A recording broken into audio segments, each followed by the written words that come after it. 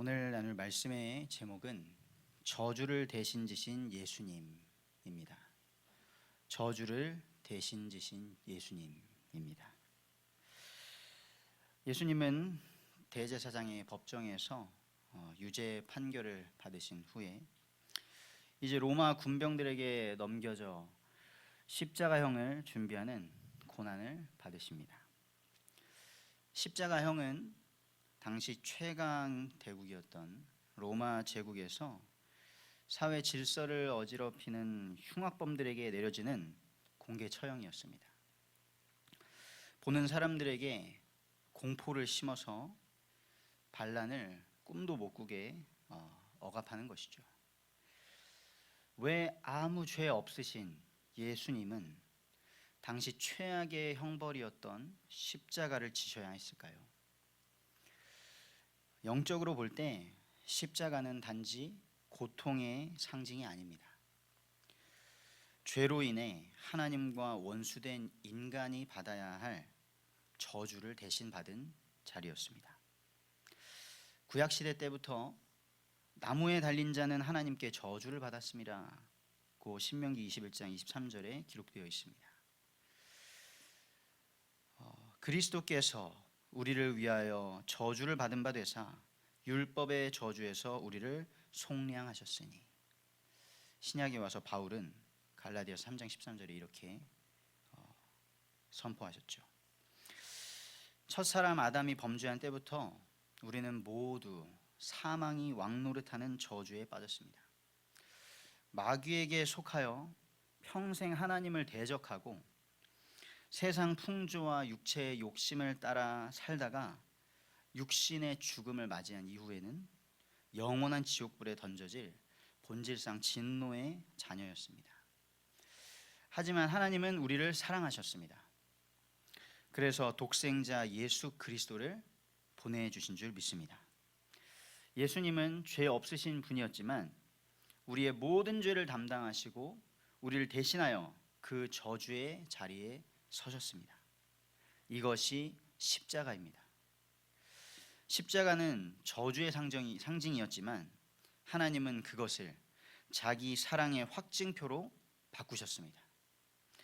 오늘 이 아침 예수님이 달리신 십자가를 우리 함께 깊이 생각해 보기를 원합니다.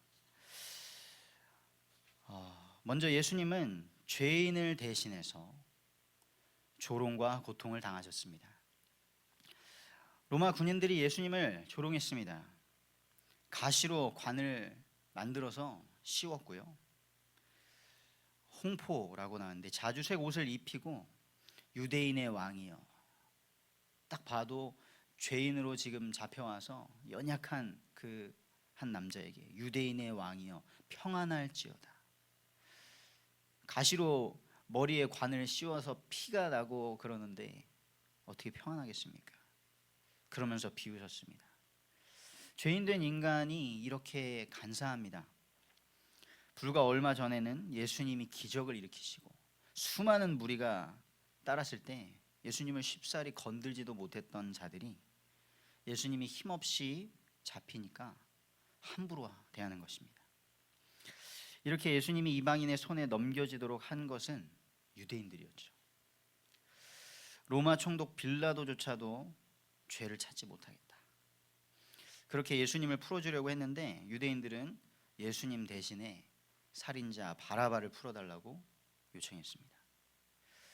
성경을 알고 하나님을 믿는다는 자들이 예언대로 오신 메시아께 한 짓이었습니다. 저는 이것이 우리도 매우 주의해야 할 부분이라고 느꼈습니다. 지금이 어떤 시대입니까? 성경의 권위를 깎아내리고 성경의 의미를 왜곡하고 성경적 가치를 훼손하고 그리고 교회를 조롱하는 시대입니다. 작년 파리 올림픽 때는 자유와 예술이라는 이름 하에 여장 남자, 트랜스젠더들 그들이 예수님의 최후의 만찬 모습을 패러디했습니다. 전 세계적으로 카톨릭부터 다 항의를 해서 지금은 그 영상이 삭제되었다고 하는데요. 그런 현실입니다. 우리의 자녀들이 살고 있는 현장은 어떻습니까? 반성경적인 가치를 비판하는 것조차 허락되지 않는 그런 상황입니다. 진화론, 동성애, 사회주의, 공산주의 등등 낙태, 많은 것들을 이제 비판조차 할 수 없습니다. 그런 것을 비판하거나 반대하면 반지성적인 것처럼 이런 분위기죠. 이 마지막 시대에 전 세계적으로 반성경적인 거대한 시대의 흐름과 분위기가 계속해서 만들어질 것입니다. 이때에 저와 우리 모든 성도님들, 우리 자녀들이 복음을 부끄러워하지 않기를 원합니다. 예수님을 조롱하는 자리에 있지 않기를 간절히 기도합니다. 예수님은 이 모든 수치를 말없이 감당하셨습니다. 예수님은 자신이 받을 이유가 없는 고난을 받으셨습니다. 이 조롱은 단순히 예수님을 향한 폭력이 아니라 세상의 죄악이 예수님 위에 쏟아진 사건입니다. 우리가 우리 죄로 인해 당해야 할 수치를, 죄의 저주를 당하신 것입니다. 우리를 대신해서 우리 죄의 결과를 대신 짊어지신 것입니다. 하지만 예수님의 고난은 이제 시작이었습니다. 이 다음에 예수님은 어떻게 되셨죠? 십자가 위에서 하나님의 저주를 담당하셨습니다. 예수님은 십자가를 짊어지시고 골고다 언덕을 오르셨습니다. 거기서 십자가에 못 박히셨습니다. 그 자리는 인간적으로 말하면 처절한 실패의 자리입니다. 그래서 어떤 사람들은 예수님이 실패한 혁명가다 이렇게 말합니다. 약자들의 편에 서서 대단한 일들 행했고 로마 제국에 대항했지만 결국 혁명을 이루지 못하고 죽고 끝났다는 말을 하는 것이죠. 예수님께 직접 예수님 자신이 잡혀서 고난받고 죽임을 당하고 3일 만에 살아날 것이다, 이 말씀을 들었던 제자들도 낙심하고 두려워했던 것을 보면 무슨 말을 더 할 수 있겠습니까? 하지만 그 저주의 십자가가 하나님께는 언약의 핵심을 성취하는 자리였은 줄 믿습니다. 이사야 53장 5절에 그가 찔림은 우리의 허물 때문이요 그가 상함은 우리의 죄악 때문이라. 그가 징계를 받음으로 우리는 평화를 누리고 그가 채찍에 맞음으로 우리는 나음을 받았도다. 할렐루야. 예수님은 율법의 저주를 직접 받으셨습니다.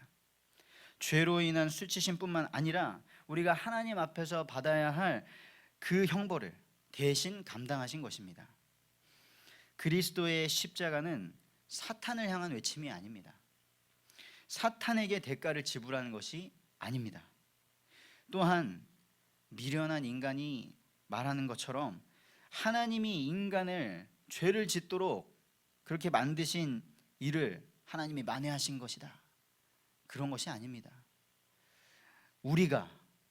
내가 하나님 앞에 지은 죄를 사하시기 위해 하나님께서 은혜를 베푸신 것입니다. 하나님 자신의 공의를 만족시키기 위한 속죄의 희생이었습니다. 죄는 하나님 앞에서 반드시 해결되어야 하고요, 그 중심에 하나님의 독생자 예수님의 죽으심이 있었습니다. 하지만 사람들은요 여전히 그리스도를 거절했습니다. 죄인 된 사람이 얼마나 악하고 미련합니까? 예수님이 왜 십자가에 달리신 줄도 모르고 계속해서 예수님을 모욕합니다. 예수님은 십자가에 달리신 그 자리에서도 계속 조롱당하셨습니다. 지나가던 자들이 머리를 흔들면서 말했죠. 성전을 허물고 사흘 만에 다시 짓는다고 했는데 지금 저기 십자가에 달려서 뭐 하는 거냐? 대제사장들과 장로들도 조롱했죠. 남들은 구원하면서 자기 자신은 구원할 수 없구나. 그 말을 듣는, 십자가에 달리셔서 그 말을 듣는 예수님의 심정은 도대체 어떠하셨을까요? 인간적으로 생각하면 당장이라도 뛰쳐내려오고 싶으시지 않으셨겠습니까? 내가 저런 놈들을 위해서 죽어야 하나? 그것도 지극히 인간적인 생각이죠. 이 장면은 죄인이 복음을 거절하는 전형적인 모습입니다. 심지어는 진짜 죄를 지어서 예수님 옆에 십자가에 못 박힌 강도들까지도 예수님을 욕했다고 기록하고 있습니다. 예수님이 고통당하시는 이유는 그들의 죄 때문이었지만 그들은 자신의 죄를 보지 못했습니다. 그래서 그분을 조롱하고 있었습니다. 오늘날도 마찬가지입니다. 죄를 인정하지 않는 복음은 아무 의미가 없습니다. 저와 우리 모든 성도님들이 이런 미련한 자가 되지 않기를 바랍니다. 죄사함 없는 구원은 없습니다. 회개 없는 영접은 진짜가 아닙니다. 우리는 사람들에게 그들의 죄를 직면하게 해야 합니다. 그래야 복음이 됩니다. 결론입니다. 우리는 어떻게 십자가의 언약에 반응해야 할까요? 예수님의 십자가는 하나님의 언약이 실제로 성취된 사건입니다. 예수님은 자신의 생명을 내어주시면서 하나님의 공의와 사랑을 동시에 이루셨습니다. 우리는 이 십자가 앞에서 다른 누군가의 문제가 아니라 우리 자신의 죄를 직면해야 할 줄 믿습니다. 나의 죄와 모든 저주를 짊어지시고 십자가에서 처절하게 죽으신 예수님을 바라봐야 합니다. 십자가 앞에서 언약 백성이 취해야 할 태도는 무엇일까요? 첫째로 우리의 죄를 사탄에게 전가하지 않고 하나님 앞에서 회개해야 합니다. 복음은 사단에게 속았다라는 말로 시작되지 않습니다. 복음은 내가 죄인입니다 라는 고백에서 시작됩니다. 하나님은 신실하시고 선하십니다. 만일 우리가 우리의 죄를 자백하면 우리를 깨끗하게 하실 것이다 약속하셨습니다. 두 번째로 예수님의 십자가를 통해 하나님과 화목되었음을 확신해야 합니다. 예수님의 죽음은 형식이 아니라 실제입니다. 그 죽음은 나를 위한 것이고요, 나를 하나님께로 돌아오게 하는 것입니다. 로마서 5장 10절에 그의 아들의 죽으심으로 말미암아 하나님과 화목하게 되었다. 우리는 하나님과 화목하게 된 자들인 줄 믿습니다. 그리고 마지막으로 이 복음을, 이 죄사함의 복음을 바르게 전하는 자들이 되기를 원합니다. 사탄을 강조하거나 기복을 약속하는 그런 왜곡된 복음이 아닌 죄와 회개, 대속과 순종의 복음을 우리 모두가 전해야 합니다. 고린도전서 2장 2절에 내가 너희 중에서 예수 그리스도와 그가 십자가에 못 박히신 것 외에는 아무것도 알지 아니하기로 작정하였느니라. 계속해서 복음을 전해가던 바울의 고백이었습니다. 예수님의 십자가는 우리를 위한 자리였습니다. 그 자리에서 예수님은 조용히 고통당하셨고요, 침묵으로 죄인의 자리를 대신하셨습니다. 그리고 한마디 변명도 없이 하나님의 뜻에 순종하셨습니다. 이 십자가 앞에서 우리는 마땅히 회개해야 하고 복음을 바르게 알고 바르게 전해야 합니다. 잃어버린 영혼들을 얻는 영적 전쟁은 매우 치열합니다. 우리는 매일 말씀으로 무장해야 합니다. 예배의 시간과 자리를 지켜냅시다. 때를 얻든지 못 얻든지 복음을 전할 준비를 합시다. 예손교회는 이제 부활절을 앞두고요, 잠든 영혼을 깨우고 이 참된 복음, 참된 회개, 참된 구원의 메시지를 들고 다시 전도와 선교의 자리로 나아갈 것입니다. 예수님의 십자가는 진짜였습니다. 그 십자가의 은혜를 받은 우리의 순종도 진짜가 되기를 원합니다. 오늘 그 십자가의 은혜를 누리고 복음을 전파하는 복된 날 되시기를 축복합니다.